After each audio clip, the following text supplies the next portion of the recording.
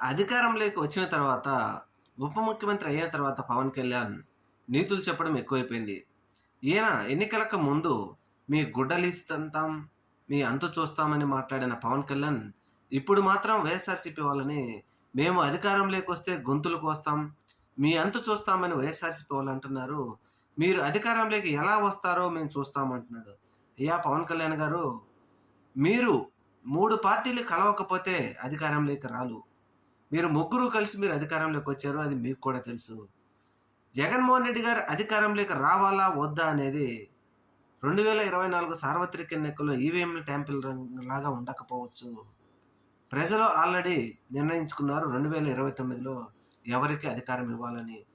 మీలాగా ఎన్నికలప్పుడు 32,000 మంది అమ్మాయిలు మిస్ అయ్యారని చెప్పి, ఈరోజు కూడా కనీసం ఒక అమ్మాయిని కూడా రాష్ట్రంలో తీసుకొచ్చి ప్రజలకు ఇదిగో జగన్మోహన్ రెడ్డి ప్రభుత్వంలో ఈ అమ్మాయి మిస్ అయింది. నేను తీసుకొచ్చాను అనే మాట చెప్పుకోలేకపోయిన మీరు, జగన్‌ని నేను అధికారంలోకి రానివ్వను అంటున్నావంటే హాస్యాస్పదం.